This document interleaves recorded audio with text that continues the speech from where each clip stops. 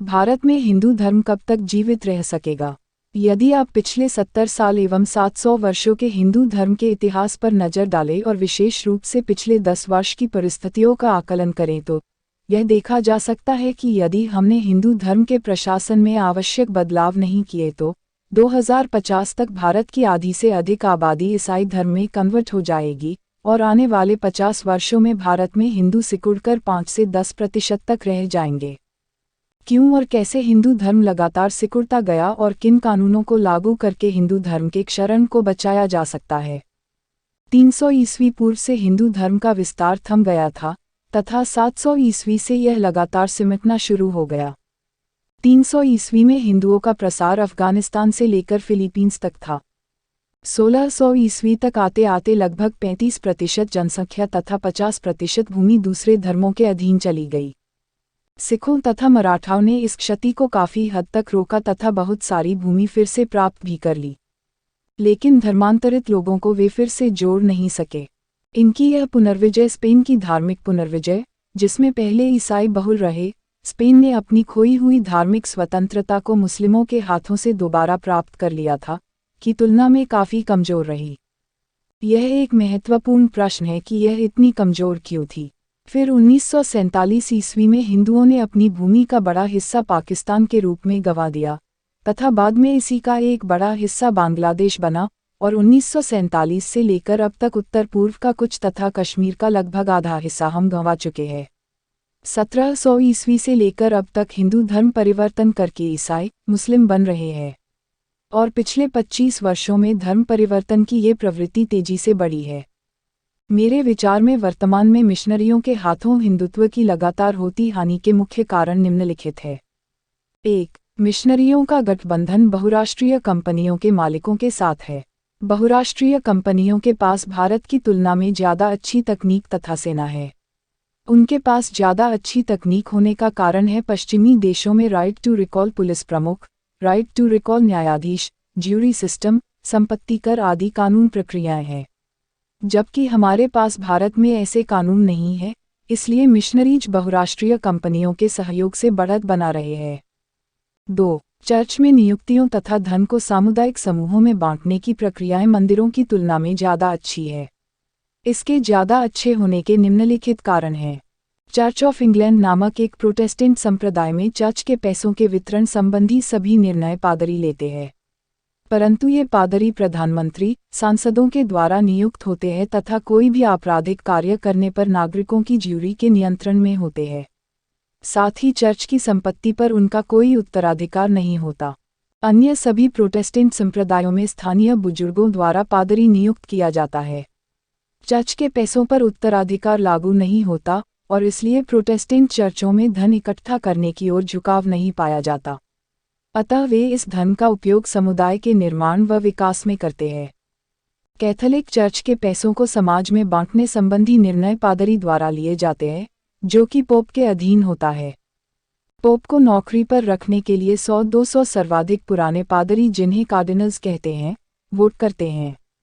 चूंकि पादरी शादी नहीं कर सकता तथा उनमें गुरु प्रथा भी नहीं होती, अतः उत्तराधिकार यहाँ भी लागू नहीं होता। मतलब वर्तमान पादरी द्वारा अगले पादरी की नियुक्ति नहीं की जाती है।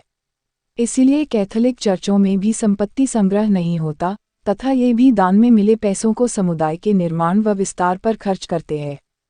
इस्लाम का विस्तार 600 ईस्वी के बाद इस्लाम ने भी इसीलिए विस्तार करना शुरू किया क्योंकि उनकी मस्जिदों का प्रशासन अन्य धर्मों की तुलना में ज़्यादा बेहतर था। मौलवियों की नियुक्ति में उत्तराधिकार की परंपरा नहीं थी और दान से प्राप्त संपत्ति का इस्तेमाल परोपकार के कार्यों में किया जाता था। दूसरी मुख्य वजह इस्लाम में एकत्रीकरण की प्रक्रिया होना है। समुदाय के नागरिकों का सप्ताह में किसी एक निश्चित दिन, निश्चित समय पर निश्चित स्थान पर नियमित रूप से एकत्र होना एकत्रीकरण गैदरिंग कहलाता है। एकत्रीकरण समुदाय को शक्ति प्रदान करता है और इस वजह से इस्लाम ने विस्तार करना शुरू किया। किंतु इस्लाम उन क्षेत्रों को अधिग्रहित करने में असफल रहा जहां ईसाईयत थी। इसकी मुख्य वजह यह थी कि मिशनरीज के पास ज्यूरी सिस्टम था। ज्यूरी सिस्टम एकत्रीकरण से ज़्यादा बेहतर प्रक्रिया है। तो जूरी सिस्टम होने के कारण मिशनरीज ने इस्लाम के विस्तार को रोक दिया और आज भी जहाँ जहाँ पर मिशनरीज जा रहे हैं वहाँ वहाँ पर वे इस्लाम का अधिग्रहण कर रहे हैं। दरअसल जूरी सिस्टम का हथियारों के निर्माण की तकनीक जुटाने की क्षमता से गहरा संबंध है। जूरी सिस्टम होने के कारण ही ब्रिटेन एवं अमेरिका बड़े पैमाने पर आधुनिक हथियारों का निर्माण करने वाली बहुराष्ट्रीय कंपनियां एवं शक्तिशाली सेना खड़ी कर पाए। और यह व्यवहारिक सच्चाई है कि अंततोगत्वा वही धर्म दुनिया में सबसे ज्यादा विस्तार करेगा जिसके पास सबसे शक्तिशाली सेना होगी। प्राचीन काल में हिंदू धर्म के अंतर्गत मंदिरों का प्रशासन। रामायण एवं महाभारत में एक भी ऐसे मंदिर की चर्चा नहीं मिलती जिसके पास प्रचुर मात्रा में स्वर्ण और धन हो। इस संबंध में जो कुछ भी हमें पढ़ने को मिलता है उससे पता चलता है कि उस समय में मंदिरों की जगह आश्रम होते थे।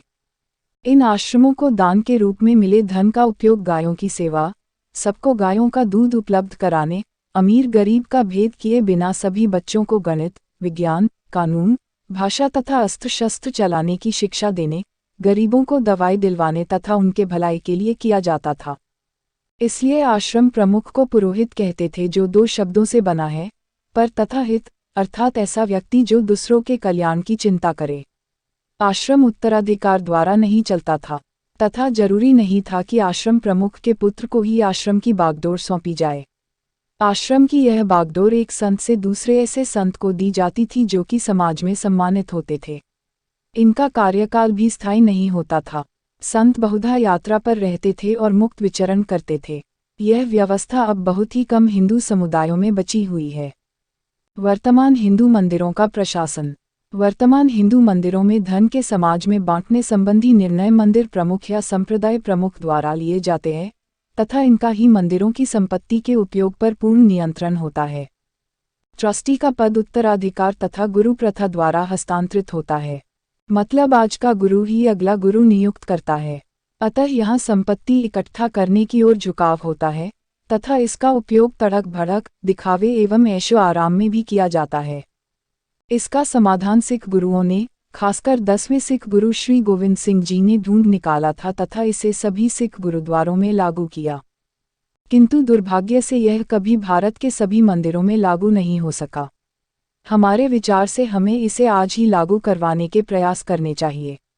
समस्या का समाधान यह है कि सभी हिंदू मंदिरों के लिए सिख गुरुद्वारा प्रबंधक कमेटी SGPC जैसा कानून बनाया जाए तथा इस प्रकार इस कानून के माध्यम से हम मंदिरों में संपत्ति को इकट्ठा करने की प्रवृत्ति को कम करके हिंदूवाद का पतन रोक सकते हैं।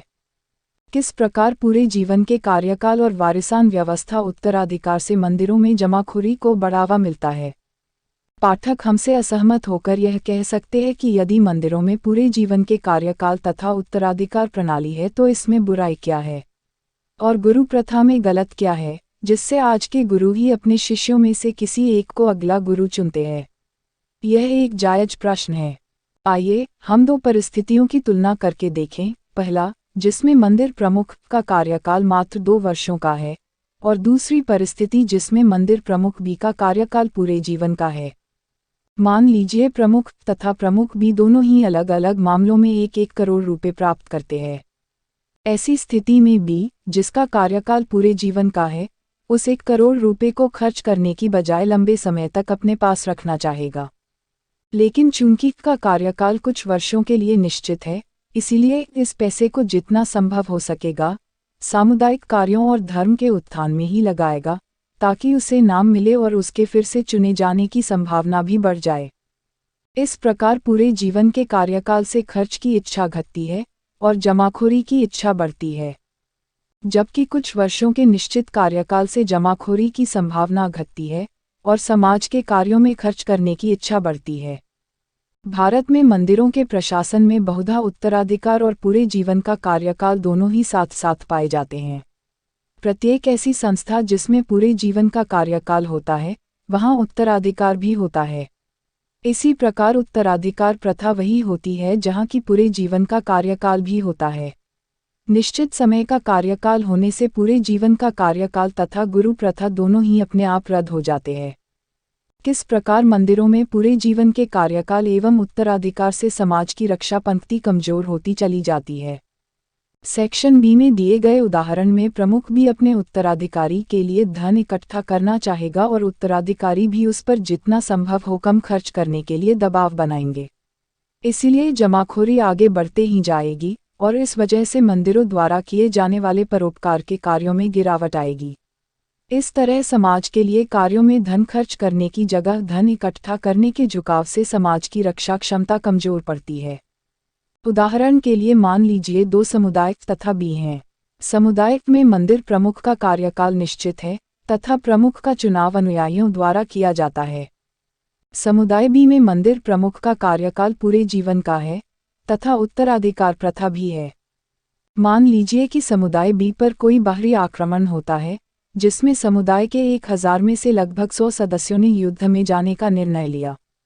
मान लीजिए युद्ध में उनमें से 10 मारे गए तथा 10 बुरी तरह घायल हो गए। अब यदि घायलों तथा मारे गए व्यक्तियों के रिश्तेदारों को मंदिर कोई सहायता नहीं देते तो अगली बार हमले में बहुत कम व्यक्ति लड़ने जाएंगे। इसका परिणाम ये होगा कि समुदाय का नियंत्रण हमला करने वालों के हाथों में चला जाएगा। यदि समुदाय के साथ भी समान परिस्थिति की कल्पना करें तो चूंकि यहाँ धन इकट्ठा करने की प्रवृत्ति नहीं होती, इसलिए मंदिर प्रमुख घायलों, मृत तथा घायल व्यक्तियों के रिश्तेदारों की सहायता करेंगे। इसलिए अगली बार भी युद्ध छिड़ने पर बड़ी संख्या में लोग अपनी जान जोखिम में डालकर लड़ने जाएंगे। सिख प्रशासन में उत्तराधिकार परंपरा नहीं होने से गुरुद्वारे प्रमुखों में धन संग्रह की प्रवृत्ति नहीं थी और यही कारण है कि गैर सिख हिंदू पराजित हुए जबकि सिखों ने आक्रमणकारियों को युद्धों में कड़ी टक्कर दी। गैर सिख हिंदुओं में मंदिर प्रमुख आजीवन तथा उत्तराधिकार द्वारा नियुक्त होते हैं, इसलिए उनमें धन को इकट्ठा करने की ओर झुकाव होती है तथा वे घायलों व मृतकों के परिवार वालों की बहुत कम मदद कर पाते हैं या करते ही नहीं। जबकि सिख गुरुद्वारा प्रबंधक का चुनाव निश्चित समय के कार्यकाल के लिए होने से उनमें धन को इकट्ठा करने की ओर झुकाव नहीं पाया जाता, इसलिए वे घायलों और मरने वालों के रिश्तेदारों की मदद करते हैं। अतः उनमें धर्म के लिए लड़ने का जोश बना रहता है तथा लगातार बढ़ता ही जाता है और इस कारण सिख अपने आप को और हिंदुओं को मुगलों व अफगानों के हिंसक आक्रमणों में सुरक्षा दे पाए। अमूमन मैं उस तथ्य को रेखांकित नहीं करता हूं जो बात कॉमन नॉलेज में जा चुकी है, तब मैं सिर्फ उसके समाधान के बारे में ही लिखता हूँ। यह बात कॉमन नॉलेज में है कि मुस्लिम आबादी की जन्म दर हिंदुओं के मुकाबले में ऊंची है और इस वजह से भारत में धार्मिक जनसंख्या का अनुपात लगातार बिगड़ रहा है। किंतु यह बात कॉमन नॉलेज में नहीं है कि अब भारत का मुकाबला मिशनरीज से होने वाला है और मिशनरीज इस्लाम से कई गुना ज़्यादा ताकतवर है। बहुराष्ट्रीय कंपनियों के माध्यम से मिशनरीज भारत में बहुत जबरदस्त नियंत्रण हासिल कर चुके हैं। अभी वे अदालतों एवं पेड मीडिया के माध्यम से हिंदू धर्म का क्षरण कर रहे हैं और जब अगले राउंड में वे धर्मांतर शुरू करेंगे तो उन्हें रोकना बेहद मुश्किल है। उन्हें रोकना इसीलिए मुश्किल है कि मीडिया का नियंत्रण उनके पास होने के कारण वे भारत के करोड़ों हिंदुओं को इस भ्रम में बनाए रखने में कामयाब रहेंगे कि ईसाई धर्म हिंदुओं का दुश्मन नहीं है। इस तरह मिशनरीज को हिंदू कभी भी खतरे के रूप में नहीं देखेंगे और धीरे धीरे कन्वर्ट होते जाएंगे। इस विषय पर विस्तृत विवरण मैं फिर किसी पोस्ट में लिखूंगा कि मिशनरीज बिना कोई दबाव बनाए शांतिपूर्ण तरीकों से किन तरीकों का इस्तेमाल करके पूरे के पूरे देश को कन्वर्ट कर देते हैं। दरअसल भारत में मुस्लिम आबादी की वृद्धि होने के 3 मुख्य कारण हैं।